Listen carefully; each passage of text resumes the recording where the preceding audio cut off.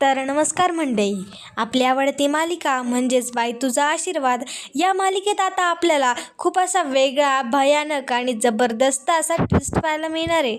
तर मात्र आता सगळ्यांना प्रश्न पडलाच असेल की आता नक्की काय होणार आहे, पुढे नक्की काय होणार आहे आणि मात्र अण्णा बरे होणार आहेत की नाही, हा प्रश्न तर सगळ्यांनाच पडला असेल. पण मात्र आता या महेशच्या हातनं खूप मोठा असा गंभीर गुन्हा तिथे घडलेला आहे.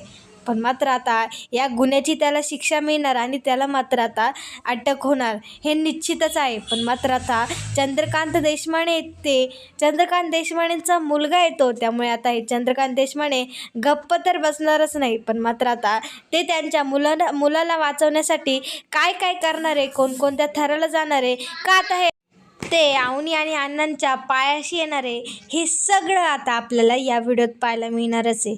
पण मात्र आता इकडे चंद्रकांत देशपांडेंना खूप असं टेन्शन आलेलं आहे, कारण आता मात्र त्यांनी चौकशी केलेली असते हॉस्पिटलमध्ये आणि तेव्हा मात्र त्यांना कळलं आहे की अण्णांची परिस्थिती ही खूपच क्रिटिकल आहे आणि मात्र त्या अण्णांना ICUमध्ये टाकले आणि तो माणूस मात्र कधी कोणत्याही क्षणी तो मरू शकतो, तो हे जीवन संपवू शकतो, असं आता त्यांना तिथे वाटलेलं असतं. त्यामुळे मात्र आता हे सगळे तर आता पूर्णपणे घाबरलेले आहेत. पण मात्र आता नक्की काय होतंय, अण्णा वाचणार आहेत का, हे सगळं आता आपल्याला या व्हिडिओत पाहायला मिळणार आहे मंडळी. त्यामुळे ही व्हिडिओ तुम्ही शेवटपर्यंत अगदी पाहत राहा. चला तर मग आता सुरुवात करूया. तर मग आता काय झालेलं असतं, आता महेश आणि अण्णांच्या म्हणजे लढाईमध्ये आता अण्णांना चाकू हा लागलेला असतो आणि मात्र तो चाकू आता या महेशने म्हणजेच अवनीच्या भावाने त्यांच्या पोटात खुपसलेला असतो. नकळतपणे तो चाकू घेतो आणि मात्र त्यांनी त्या अण्णांच्या पोटात तो चाकू खुपसलेला असतो आणि मात्र आता अण्णांच्या पोटातून खूप असं रक्त आलेलं असतं आणि मात्र आता हे सगळं पाहून तर हे सगळं महेशने करून तो तिथून फरार झालेला असतो. कारण आता त्यालासुद्धा काही कळत नाही, त्याच्या हातनं एवढा मोठा गुन्हा झाला आहे आणि मात्र या गुन्ह्याची त्याला शिक्षा होणारच, असं आता त्याला तिथे वाटत होतं. त्यानंतर मग आता तिथे कॉलेज असतं, कॉलेजमुळे सगळी मुलं तिथे, सगळी माणसं, सगळे टीचर लोक सगळे तिथे असतात. त्यामुळे मात्र आता इथे खूपच गडबड झालेली होती. त्यामुळे मात्र आता महेश तिथून तर फरारच झालेला होता. त्यानंतर मात्र आता इकडे अवनी होती आणि मात्र आता अवनीने अण्णांना वाचवलेलं असतं आणि मात्र आता अण्णांना तिने गाडीत नेऊन आता हॉस्पिटलमध्ये आणलेलं असतं. आता एका बाजूला ती अण्णांना वाचवते, पण मात्र आता इकडे एका बाजूला आता ह्या महेशने एवढा मोठा गुन्हा केला आहे हे तोच त्याच्या वडिलांना म्हणजे चंद्रकांत देशपांडेंना घरी येऊन सांगत असतो. आता चंद्रकांत देशपांडेंना कळलेलं असतं की महेश जेव्हा येतो तेव्हा थाटामाटात येतो, पण महेश आज घाबरत आलाय, तो थरथर कापतोय. त्याला नक्की काय झाले, कारण तो असा उडत असतो, पण मात्र नक्की त्याला काय झाले, त्याने असं काय पाहिले, काय केले, हे कोणालाच आता ते कळत नसतं. त्यानंतर मग आता महेशला सगळ्यांनी घरच्यांनी विचारलेलं असतं की महेश काय झालंय, सांग, तू इतका का घाबरलाय, इतका का थरथरतोय, नक्की काय झालंय तुला, असं आता सगळ्यांनी तिथे विचारलेलं असतं. तेव्हा आता महेश घाबरत आता सगळ्यांना सांगतो की माझ्या हातून खूप मोठा असा गुन्हा झाला आहे. मी त्या म्हणजे कॉलेजमध्ये गेलो होता, आता चंद्रकांत देशपांडेंनी त्याला काम सांगितलं होतं म्हणून तो तिथे गेला होता, पण मात्र ते काम न करताच त्याने वेगळंच काम तिथे करून आलेलं आहे, असं आता त्याने सांगितलेलं असतं. पण मात्र आता महेश तिथं सांगतो की मी सगळं करायला गेलो होतो, मी एक करायला गेलो होतो आणि झालं दुसरंच. मग आता सगळ्यांना एक्साइटमेंट वाढलेली असते, नक्की काय झालं आहे महेश सांग. आणि मग मात्र आता महेश सांगत असतो की नक्की काय प्रकार झाला. त्याने अवनीचे सर्टिफिकेट घेतले होते, ते फाडलेसुद्धा होते, पण मात्र त्यानंतर मात्र आता झटापटीमध्ये त्याच्या हाताने नकळतपणे त्याच्याकडून आता या अण्णांच्या पोटात आता त्याने चाकू खुपसलेला होता. हे सगळं आता त्यांनी चंद्रकांत देशपांडेंना आणि मात्र त्याच्या घरी सगळ्यांसमोर आता त्यांनी हे सांगितलेलं असतं. पण मात्र आता महेशच्या हातून एवढा मोठा गुन्हा घडलाय, त्याने एवढं सगळं कृत्य केलंय, त्यामुळे मात्र आता इथे कोणाचा विश्वासच बसत नव्हता. त्यामुळे मात्र आता इथे सगळ्यांनाच धक्का बसलेला असतो. आता ह्या महेशने त्यांना त्यांच्या पोटात चाकू खुपसलाय, त्यामुळे त्यांची सिच्युएशन काय आहे हे तर कोणाला माहिती नव्हतं. जर त्यांना जास्त काही झालं तर मात्र काही महेशचं खरं नाही आणि मात्र आता महेशला पोलीस अटक करून घेऊन जाणार हे तर निश्चितच होतं. पण मात्र आता चंद्रकांत देशपांडे इतका मोठा माणूस आहे, त्यामुळे तो काही ना काही खटपटी करणारच. पण मात्र आता इकडे लगेच चंद्रकांतने लगेच कॉलेजमध्ये फोन लावलेला असतो आणि मात्र जे काही CCTV असतात ते मात्र त्याने तिथे डिलीट करायला सांगितलेले असतात. पण मात्र आता स्वाती तिथे बोलते की बाबा तुम्ही जरी CCTV फुटेज डिलीट केले तरी मात्र अवनीने जर साक्ष दिली तर मात्र महेशला अटक होणार. आणि मग मात्र आता तिथे त्यांची वाचापाची झालेली असते. त्यानंतर मग आता इकडे लगेच अण्णांवर अण्णांचं ऑपरेशन सुरू झालेलं असतं. त्यांना ICU मध्ये नेलेलं असतं आणि मग मात्र आता इकडे लगेच राजाचा अवनीला कॉल येतो. तर मात्र आता राजाने तर अवनीला कॉल केलेला होता आणि मात्र आता अवनीला काहीच कळत नाही नक्की आता राजाला काय सांगायचं, कसं सांगायचं. कारण अवनीला तिथे खूप असं स्वतःलाच गिल्टी वाटत असतं, कारण हे सगळं तिच्यामुळे झालंय, तिच्यामुळेच घडतंय असं आता तिथे तिला वाटत असतं. आणि अवनी मात्र आता मोबाईलवरच फोनवरच रडायला लागलेली. त्यामुळे मात्र आता राजा अवनीला विचारत असतो की मॅडम तुम्ही रडताय काय, काय झालं नक्की, तुम्ही हॉस्पिटलमध्ये का गेलात, तुम्ही सर्टिफिकेट आणायला गेलो होतात ना. म्हणजे असे बरेचसे प्रश्न आता या राजाने तिला तिथे विचारलेले होते. तर मात्र आता ही अवनी राजाला बोलते ही राजा माझं ऐक, अण्णांवर हल्ला झालाय आणि मात्र आता जिथे सगळं काय झालं होतं, महेशने कशा प्रकारे त्यांच्यावर हल्ला केला, त्यांच्या पोटात चाकू खूप असला, हे सगळं आता अवनीने राजाला सांगितलेलं असतं. आता राजा घरी होता, पाहण्यासुद्धा तिथे होता आणि मात्र आता राजाला सुद्धा खूप असं टेन्शन येतं, खूप असा धक्का त्याला बसलेला असतो. कारण अण्णांवर हल्ला झालाय आणि अण्णांवर तर सगळ्यांचा जीव होता, त्यांच्यावर प्रेम होतं आणि मात्र आता त्याच व्यक्तीवर हल्ला झालाय. त्यामुळे मात्र आता नक्की काय करावं, कसं रिॲक्ट व्हावं हे आता राजाला तिथे कळत नव्हतं आणि राजा खूप आता मात्र आता इमोशनल झाला होता. त्याला नक्की काय करावं काय नाही हे काहीसुद्धा तिथे कळत नसतं. आणि त्यानंतर मात्र अवनी इकडे खूप अशी घाबरलेली असते, तिला काहीच कळत नसतं. मग हे सगळं तिच्यामुळेच झालं आहे असं आता तिला तिथे वाटत असतं. त्यानंतर मात्र आता इकडे देशपांडेंच्या घरी तर माहितीच होतं की तिथे काहीतरी घोटाळा झाला आहे आणि सगळं मात्र आता या अवनीने पाहिलं आहे. आणि मात्र आता ही अवनी म्हणजे त्यांच्या कुटुंबाची, दांगट कुटुंबाचीच बाजू घेणार, ती काय भावाच्या बाजूने बोलणार नाही. त्यामुळे इकडे सगळ्यांनाच टेन्शन आलेलं होतं. जर आता या अवनीने म्हणजे खरी साक्ष दिली, महेशच्या विरोधात साक्ष दिली तर मात्र इथे महेशला अटक होणारच असं आता त्यांना तिथे वाटत असतं. त्यामुळे मात्र आता या चंद्रकांत देशपांडेंनी जे काही पुरावे असतील ते सगळे आता नष्ट करायला सांगितलेले असतात. आणि मात्र आता त्यांनी तिथे हॉस्पिटलला फोन केलेला असतो. हॉस्पिटलमध्ये फोन करून त्यांनी विचारलेलं असतं की आता चोरी खुपसण्याची केस आली, त्या केसमधला पेशंट कसा आहे असं त्यांनी विचारलेलं असतं. आणि मात्र आता तिथल्या बाईने त्यांना सांगितलेलं असतं की त्यांची सिच्युएशन ही खूपच क्रिटिकल आहे, त्यांना ICUमध्ये दाखल केले आणि म्हणजे त्यांचं काही सांगू शकत नाही असं थोडक्यात आता तिने तिथे सांगितलेलं होतं. आणि मग मात्र आता इथे देशपांडेंना खूप असं टेन्शन आलेलं असतं, कारण मात्र आता त्या बाईने सांगितले की त्यांना ICUमध्ये ठेवले, त्यांचे सिच्युएशन खूप क्रिटिकल आहे. आणि मात्र आता इथे चंद्रकांत देशपांडेंना वाटतं तो जर माणूस मेला किंवा त्या माणसाला जर खूप असं मोठं झालं तर मात्र महेशचं काहीच खरं नाही आणि महेशला 100% अटक होणार हे निश्चितच असं आता त्यांना तिथे वाटत होतं. त्यामुळे मात्र आता ह्यांचं देशपांडेंचं घर आता खूपच हादरलेलं असतं. त्यानंतर मात्र मग आता इकडे देशपांडे वेगळाच प्लॅन करत असतो. पण मात्र आता अवनीने सगळं पाहिलंय, सगळ्यांच्या समोर झालंय.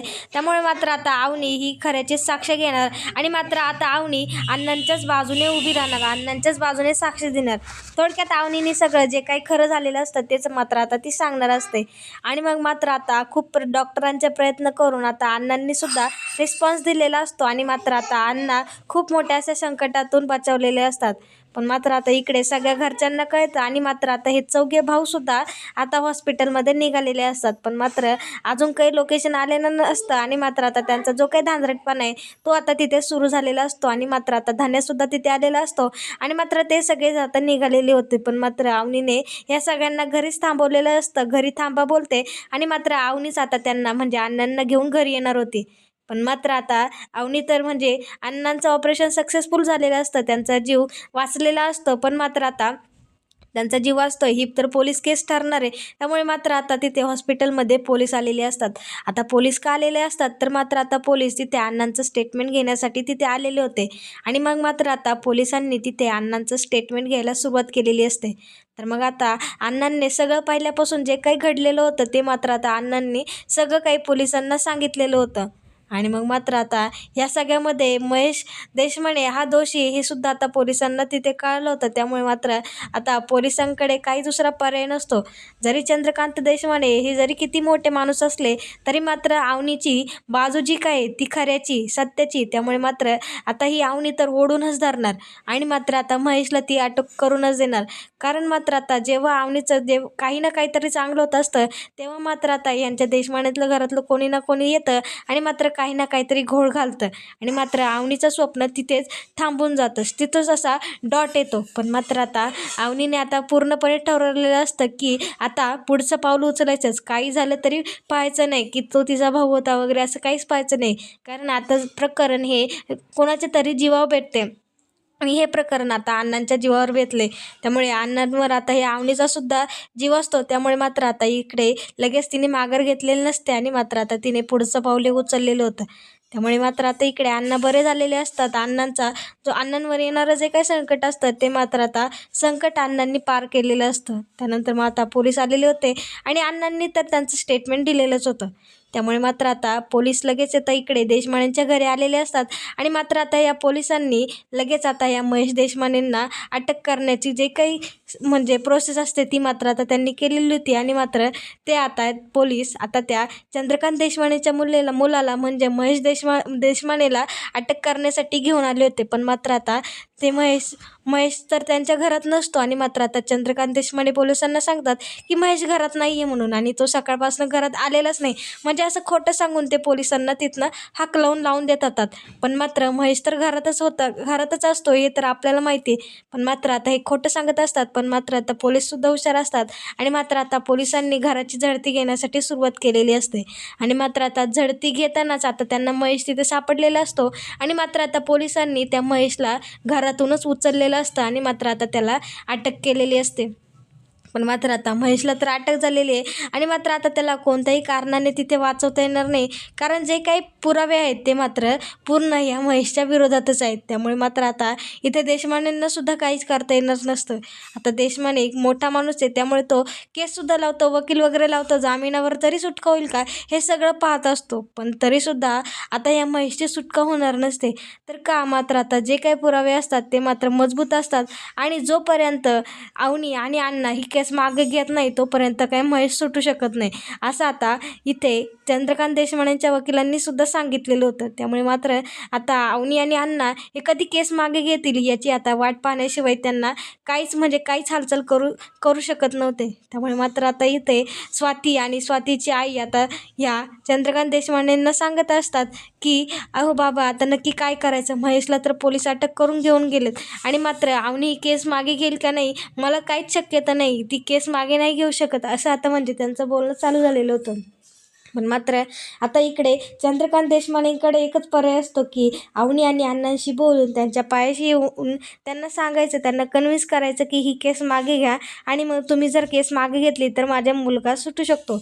असेच आता ते म्हणजे एकच त्यांच्याकडे मार्ग असतो. आणि मात्र आता मग स्वाती आणि तिथे चंद्रकांतची बायको म्हणजे अवनीची आई त्यांना फोर्स करत असते की तुम्ही हे करा, अवनीला काहीतरी अवनीपुढे हात जोडा किंवा त्या अण्णांपुढे हात जोडा आणि आपल्या मुलाला सोडून आणा.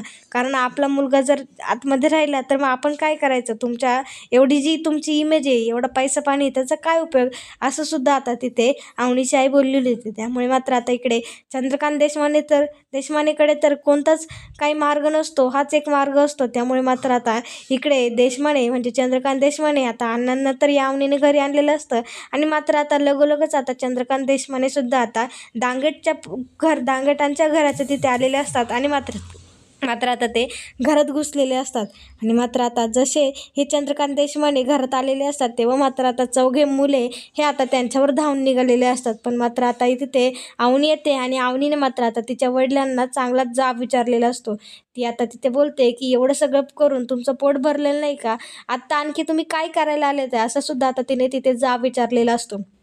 तर मात्र आता तिथे अवनी खूप त्यांना बोलत असते, पण मात्र आता तिथे चंद्रकांत देशपांडेंना शांत राहिल्याशिवाय काही मार्ग नसतो. कारण त्यांनी जर अजून काही केलं तर मात्र खूप असा मोठा गोंधळ होऊ शकतो आणि त्यांचा मुलगा कधीच सुटू शकत नाही असं आता त्यांना तिथे वाटत असतं. त्यामुळे मात्र आता ते शांत राहिलेले असतात, कारण त्यांच्याकडे दुसरा कोणता मार्गच नव्हता.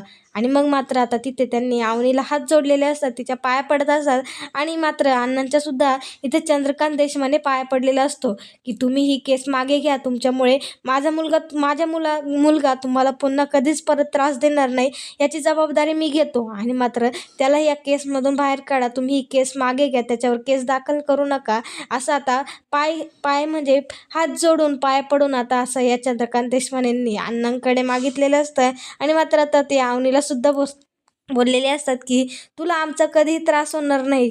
महेश सुद्धा तुला कधी त्रास देणार नाही. तुझी स्वप्न पूर्ण कर, पण माझी ही काय जी केस तू लावली आहे ती मात्र मागे घे, तरच माझा मुलगा सुटू शकतो. असं आता तिथे चंद्रकांत देशपांडे आता इथे अवनी आणि अण्णांच्या हातपाय पडून आता तिथे बोलत असतात.